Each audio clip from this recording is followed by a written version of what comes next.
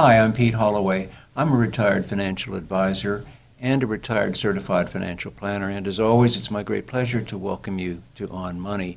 My guest today is Spencer Porter. Spencer has, well, you're about to hear an extraordinary group of things that she's doing. She's a native of the area, went to Blair High School, got a degree from OU in communications. Among her other jobs, she founded a bikini company. And this is not just something off the side. Her fashions were in Sports Illustrated, so this is not a slouch outfit. Spencer, I want you to tell us about your career to date. Absolutely. So my career has been a bit of a journey. It has been an experience. I have had the pleasure of traveling to a lot of interesting places, lived in some very fascinating places in the world, but I'm so happy to be back here. During my career, I had my bikini company, as I shared with you. That took me to Indonesia. I had a lot of my manufacturing was in Indonesia, cultivated great relationships there, and kind of a central theme to a lot of the work that I do is meeting people and creating connections and keeping in contact with people. People is a central thing to what I enjoy doing. After I had my bikini company and I had that time in Indonesia, I then lived in Los Angeles. I worked in the spiritual and wellness consulting realm of things, worked with some in music and tech, and people, once again, central theme there. And then I decided to come back to the Ohio Valley in 2021. So I have been very busy. Currently, I'm the publisher of St. Clairsville Living and Wheeling Neighbors magazine. And I'm also the founder and chair of our local, nonprofit called Why Don't You Stay Awhile, right here in the Ohio Valley. And we are focused on youth retention. Okay, tell us more about that organization.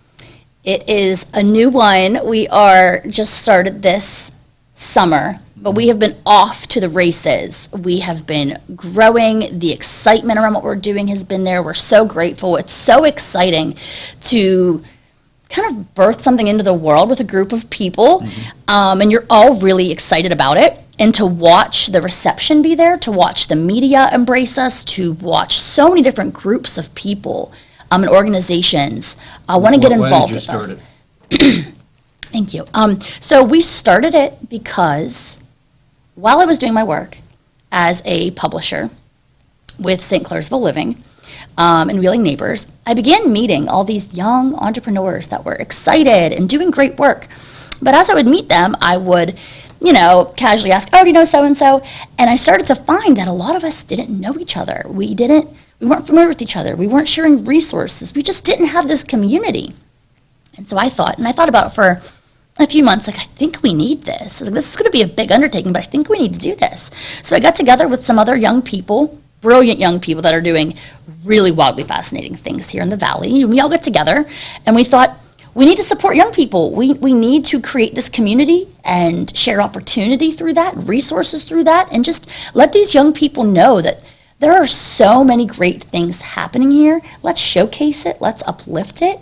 And we got together, and that's exactly what we're doing. And we're growing every single month.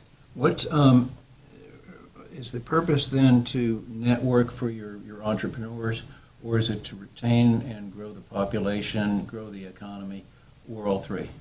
All of it. We're here for everything. Even though those do act as kind of there's our own goals within each of those, it all works together.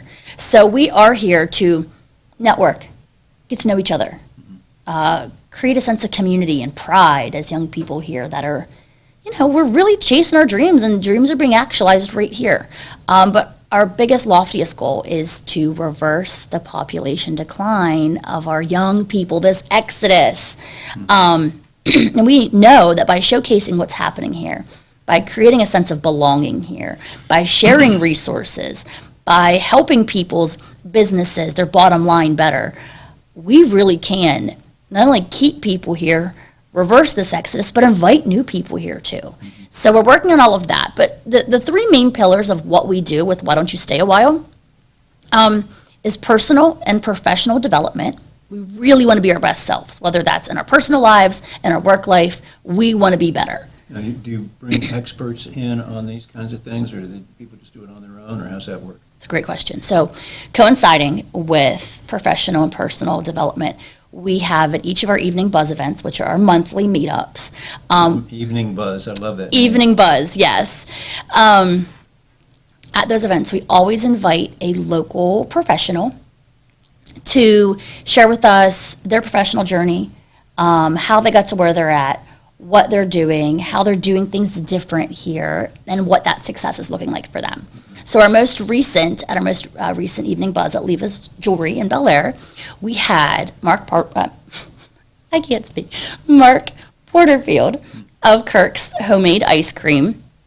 He came to share with us what he's doing as a young person, jumping into the family business. What does that look like for him to be introducing new product? How is the community responding to this new product? What he's doing from a marketing standpoint to be more relevant, to be more exciting, to get young people in the doors and to retain them as clients and customers, and those that just love Kirk's Homemade Ice Cream. It's a staple. It's iconic here, but he's bringing in a whole new demographic. So it was really, really fascinating, really enlightening to hear him share his journey, see his excitement, and watch him make his own mark. So through that, then we get to talk with each other. We get to then start kind of chatting. Hey, I'm working on this over here. Hey, I'm working on that. Think we could link up and do this together? So we're really building those relationships in so many other areas of our own professional lives. So we're building those relationships. We do have some workshops coming out later, not later, but kind of top of the new year. And we will be working on a lot of actual professional development there. So we'll be working on maybe something like resume building. We'll be doing headshots. We'll have a professional photographer come in. Everybody can get their headshots. We're going to do interview. Help with business plans? Yes, business plans, government filings. We're going to have a tax professional come in for all of those things that we need to do. But, a lot of us, we want to start a business, but how do you do it? And there's a lot of questions there, and we want to be able to have those resources. So if you have questions, we can deliver to you answers, and we can help you do things the right way. And you can continue to network. Those people will speak one night, but you can network into them down the road. Yes. We're building relationships for a long time. So that personal and professional development's there. We also have civic engagement. So we always have either an elected official or a civil servant come and speak with us. Just at Leva's, we had Belmont County Judge Adam Miser come and speak, share with us what the local judicial system looks like. What are some different things he and colleagues are doing to improve the lives of people here in the area? He shed a lot of light on things that I didn't even know about, a lot of things I learned about the judicial system. It was great. He's young, he's energetic. It was just really cool to be able to have that perspective on things. But we always have somebody civically engaged because we know the importance of being engaged in our community, having relationships with policymakers, having relationships with leaders. And the atmosphere is so relaxed because we are so focused on fun. We have a DJ there. It's just good times. It's so relaxed that you can actually, as a young person, it doesn't feel stiff or scary. Like you can go and talk to these people and you might just have a relationship for life. You never know how fostering those relationships can benefit everybody. Oh, yeah. That's great. The Evening Buzz, we're taping this late November. When are we going to have your next event? And do you have a date and a place? We sure do. We're always planning. You know us. Our next Evening Buzz is going to be December 18th at Waterfront Hall. Waterfront Hall is a fabulous partner of ours. I mean, they're just fabulous anyway. But we're so grateful to have them as a partner, have a partnership together. And we're going to have our first event together, many more coming. But our first one is going to be December 18th. It is going to be an amazing Evening Buzz. We're extending it. They're typically an hour. We're going to extend it to 2 hours, a holiday Evening Buzz. We have some really good stuff coming, which we will be releasing this week on our Facebook, Why Don't You Stay Awhile's Facebook, and on our Instagram, Why Don't You Stay Awhile 01. But we'll have all those details then. But December 18th, that's all you need to know. Clear the calendar. We'll be there. Okay. Yeah, Waterfront Hall is an example, I think, of what you're talking about. And a young person who had a vision, and it's really pulled it off. It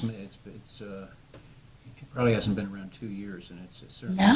the center of the community. Now let's shift gears a little bit. Tell us about your periodicals. Yes. So I am also the publisher of St. Clairsville Living and Wheeling Neighbors magazine. So that is my own small business, my own magazines. It's super exciting to be able to work on that every month, bring that to residents in St. Clairsville and Wheeling. Our first issue in Wheeling is December. But it really just feels so good because the success of this magazine is tied to the entire community. If our community, our small businesses, our local governments didn't support these magazines, they wouldn't exist. And it's creating, as we're seeing in St. Clairsville, this whole new layer of community where people get to be highlighted. People get to send in content that they want shared with the community. And this, a nice, sturdy print magazine. Every cover, there's always a St. Clairsville family or group of people on that cover that comes out every month. It's always faces that we know. And the same thing will be happening in Wheeling. But we just use it as a way to connect our community, to celebrate, uplift our community. And these local businesses just do wonderful work by supporting this. And we uplift them as well in the magazine. So it's really a feel-good piece of print that comes out every month. The St. Clairsville magazine's been around for about 6 months or so. Yeah. And the Wheeling magazine, the first edition comes out in December? Yes, we're so excited. Okay. How do people get a hold of them? So we send those out to homeowners. There's no subscription, you simply receive it. If anybody, though, would like to receive a copy, my email is sporter@bestversionmedia.com. Reach out to me. I can get you on our mailing list. Let's repeat that. sporter@bestversion. Version, not vision. Yeah, versionmedia.com. I had put in, first time I emailed you, Best Vision. It is not Best Vision, it's bestversionmedia.com. Yes. So you just, I'm Joe Smith. Can you send me a copy? Yep, There's no cost. no cost. Wow. That is the coolest part of this magazine. It is supported by our local businesses. The city of St. Clairsville has a beautiful whole one-page campaign in the magazine. And through that one page, they update it every month. And they are highlighting different departments within the city government. They cover a lot of boring stuff you think about, but they write it so fun. And it might be boring, but once you get into it, you're like, oh, that's actually really important for me to know. I didn't know so-and-so runs that department. I didn't know they did that. So as they continue to share all these different parts of government, all these different events that have maybe gone on, all these things that are coming up, the mayor writes a mayor minute every single month. It's just this communication channel that's opened up for them in a really relevant way, and people can be more engaged in their government and their community through the magazine. And it's pretty and fun, and they make it look so good. Now, back to the distribution, would you leave copies of these at a coffee shop or something like that, or is it purely not subscription, but you mail it to their houses? Great question. In St. Clairsville, we always have extra copies at Giacinta's Coffee Shop. We always, always, always have a new issue in the St. Clairsville City Library. And then we'll be doing the same thing here in Wheeling, making sure there's always a copy at the library. We are working our way into some different coffee shops right now. So yes, we always have some available around town. Get in touch with me. The library has just been wonderful on making sure that they keep that stocked. Let's suppose I want to write an article. Let's suppose. But seriously, if someone wanted to put something in that was positive, let's put it that way, Yeah. they could submit it to you? And Please, please. I want this magazine to be known of representative of all of us. I want anybody in the area to know if I want to write a piece and it's positive and it's uplifting, we want it in the magazine. It's just, yes, absolutely. We love that. We want it to be about all of us. We want it to reflect all of us. So please, we know my email address now. Send me a nice piece, a love letter to Wheeling maybe. But absolutely, I want people to know they have a space in the magazine to share their thoughts, excitement, nostalgic memories, whatever it is, there's space for all of us in this magazine. Now, you've described the people you've been working with as out of college. Do you ever work with high school kids? Love the question. Absolutely we do, because we know how important our youth are. The youth are the future. We get into the high schools as representatives of Why Don't You Stay Awhile, and we meet with 10th graders. 10th graders is really who we focus on because, you've been in high school for a minute, but you still have 2 more years that if you haven't maybe been thinking about the future, this is a chance to pivot and to be able to start to hold those ideas and maybe start to formulate a plan. We were with Bridgeport High School in Ohio just a few weeks ago, and we met with these high school students, and we had a 2-way conversation. It was a true conversation. We weren't throwing... You weren't lecturing. No, we weren't throwing information at them. We were just asking questions and having you think. When we went, we introduced ourselves to the 10th graders, let them know who we were, what we're doing. And then we asked them 3 questions, not to answer, but to ponder. We asked them, do you want to stay in the Ohio Valley? If not, why not? And what would excite you or entice you to stay in the Ohio Valley? They ended up answering at the end. We had these big sheets of paper on the wall, and they got to put their Post-its on the wall and give us their answers. It was really eye-opening because when they answered, we are taking these answers and this data, and we are sharing it on our website with the community. So anybody has access to this. We're not trying to gatekeep what the sophomores think. Everybody can see this and know this. So we can, make decisions in mind, make decisions with their input in mind, I should say. But when we were talking with these students and we were getting these answers, we started to find that a lot of the things they were saying, we realized there's a massive break in communication between our community and our young people. They really weren't aware of so many cultural spots in our area. They really weren't aware of our art scene. They really weren't aware of these really fabulous gems of restaurants that we have here. They might be a little bit tucked away, but they weren't aware of them. They weren't aware that there really are, a number of them kept saying, there's no one wealthy around here, there's no one successful. And then they kept saying that all there are 9-to-5 jobs. If they want to have any sort of career, they need to leave here. So we started to find as a community, we are not communicating who we are, what we are, and what we have. How would you suggest to our audience that they communicate this? I mean, that's a surprising result. It's not the fault. Everyone says, oh, it's the teachers. It's not. Oh, no. But it's everybody, that people should be knowing about this, this, and this. How do those organizations get the word out to the high school kids? I think this is just a lot to unpack here. So, and I am by no means an expert on this. It's just my pure observation. I think part of it isn't even I want to be able to take accountability and to find a way forward and to always have an answer or a plan or some sort of something we can actually do. There's steps to get something done. But I do think it's a societal thing. I think our young people are really engrossed in a lot of things that maybe aren't involved in our outside world. To their phone yeah. I think that's a problem of not looking around, because there's billboards everywhere. There's a lot of things around us that are telling us what's around us. But if we're not up looking and we're not observing our reality, we're going to miss out on a lot of things. Well, the organizations have to reach out too. These are just examples, but the Towngate Theater, the Symphony, could give out blocks of tickets to those high schools. And I love that. Get the kids. I to love come that. in. I love that. Or a restaurant giving out coupons, that kind of thing, and a good restaurant. Yeah. So- Yeah. I mean, but even that's really speaking to that fact. And we weren't connected with the high school students, so I don't know how beneficial this was. But at our last evening buzz event, because we were in Leva's jewelry shop, we did an icebreaker game called Hidden Gems of the Ohio Valley.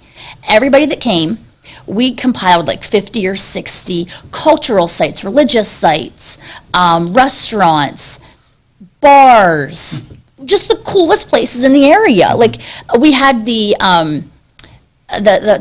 bake scene in the area, Alex's sourdough. We had Sarah's on Main, Good Mansion Wines, all these really artisanal baked goods that are in this area. Good word. Yeah. And so we had like that as something on someone's back. So everybody came in and they had these surprises on their back of these gems. And no, you didn't know what was on your back, but you would go around and ask people, like asking all the questions, figure out what's my back. And at the end of it, everybody started to be like, oh, I didn't know that was on my back. And a lot of the things, even these young people that came to the event, they didn't know half of these things that were in the valley. So we were trying to share with people what it is that was on their back, what was on their friend's back, what Sibs is, what Midge's Kitchen is, what the Palace of Gold is, what the North Park Overlook, just all of these different things, Flying Spoon. And so that really got the conversation going, and then people got to be like, you don't know what that is? And then the other person would rattle off what it was. So it really got a really impactful conversation going on how culturally vibrant we really are around here.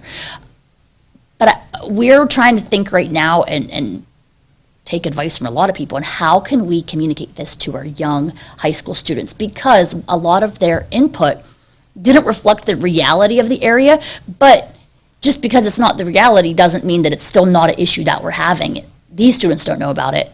That's a problem. So we need to figure out how we can better connect. I think you've raised an incredible issue here, and it is a two-way street. You can't wait for them to just walk in. No, engage. Engage. Grab them by the shirt collar. Get in here. Have some artisanal bread. There you go. What's next for you? 2025 is going to be a great year. Really working on solidifying what we're doing with Why Don't You Stay Awhile, with our programming, with the ways in which we are interacting with our high school students, with our college students. We were just at OUE a week ago. Really solidifying our place in this ecosystem, creating more opportunity, delivering more resources, really rolling out those workshops for our members. And anybody that's not a member can always come to a workshop. We haven't figured out the price point yet, but it's coming. So really solidifying those workshops as well. And I'm just really getting more and more engaged and invested in my community. Here in Wheeling, I want to do more. On both sides of the river, I want to do more. I just really think all we have is our community and each other. Mm-hmm. And as much as we can enrich that and just deliver impactful, but like just genuine, just genuine work in this area with our neighbors, with people that we know. To me, that's a very important mission for me right now over the next year or so, and continuing that on, but just cultivating those relationships and showing up. That's really exciting. That's really good stuff. I want to thank you very much for this interview and for all the good things you're doing and will do. And please stick around. Don't you leave. Okay. Thank you so much for having me. This was wonderful and just a thought-provoking conversation. Thank you for creating this space for me. And we have whydon'tyoustayawhile.org, and we're on Facebook and on Instagram, and I can't wait to meet more people, have people come to our events, and just create space for everybody who feels called to do it. It's not just young people, it's everybody in this area. We're focused on young people and focused on delivering those resources to them. We do have fun, but it's for everybody. Please come and join us. That's great. And again, thank you very much for everything you're doing. I'd like to thank you all. I'm Pete Holloway. I hope you all have a good week.